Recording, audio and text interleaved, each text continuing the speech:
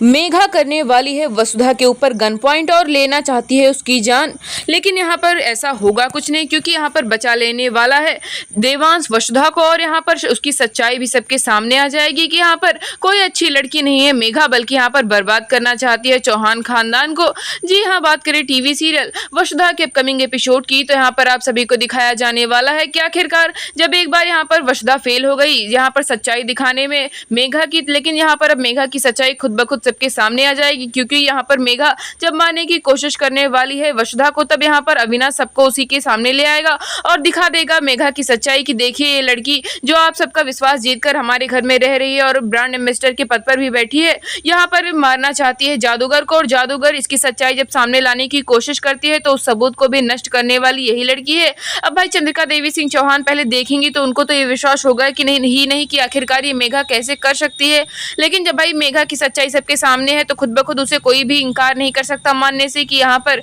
मारना चाहती है वसुधा को मेघा। और यहाँ पर मेघा और करिश्मा की सच्चाई जल्दी सामने लाने की कोशिश करने वाली है वसुधा, और यहाँ पर दिखाने वाली है कि यहाँ पर बहन है दोनों मेघा और करिश्मा, और दोनों यहाँ पर बर्बाद करना चाहती हैं शाह खानदान को। अब भाई यहाँ पर अविनाश और देवांश साथ देता हुआ नजर आने वाला है यहाँ पर मेघा का, और मेघा सच्चाई दिखाने वाली है सबको। लेकिन यहाँ पर हाल फिलहाल में अभी करिश्मा की एंट्री भी दिखाई जाने वाली है, करिश्मा साथ देने आने वाली है मेघा का, और यहाँ पर सारे सबूत नष्ट करते हुए भी नजर आएगी। आखिरकार सच्चाई तो सामने आनी ही है, आखिर कितनी भी कोशिश कर ले करिश्मा और मेघा, और यहाँ पर उनको ब्रांड एम्बेसडर के पद से भी हटाया जाने वाला है और करिश्मा एक बार फिर से जेल जाने वाली है। आखिरकार उसने काम ही ऐसा किया है। बीच मंडप में सबके सामने देव भरने वाला है वसुधा की मांग, कहानी में आएगा नया ट्विस्ट। जी हाँ, बात करें टीवी सीरियल वसुधा के अपकमिंग एपिसोड की, तो यहाँ पर आप सभी को दिखाया जाने वाला है कि जब यहाँ पर रास्ता कोई नहीं बचेगा वसुधा के पास, तब यहाँ पर वसुधा बैल बन जाने वाली है देव की दुल्हन और जाके मंडप में बैठ जाने वाली है। इस सब में साथ देने वाला है अविनाश अपनी जादूगर का, और कहेगा कि जादूगर मुझे पता है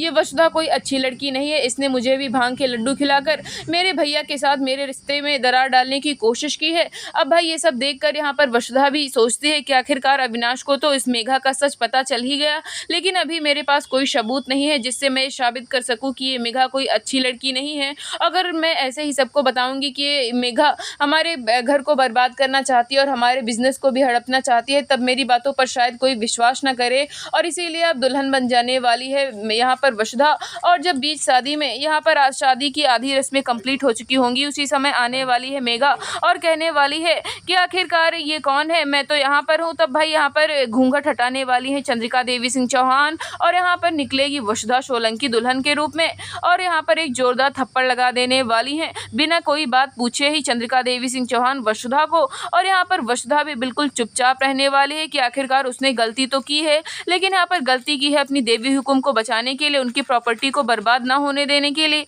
अब यहाँ पर भाई जब अविनाश यहाँ पर साथ देने की कोशिश करेगा वसुधा की, तब यहाँ पर चुप करवा देने वाली है चंद्रिका देवी सिंह चौहान अविनाश को, और कहेंगी कि तुम बिल्कुल चुप हो जाओ। अब यहाँ पर थोड़ी बहस के बाद आखिरकार देव भर देगा यहाँ पर वसुधा की मांग। वसुधा की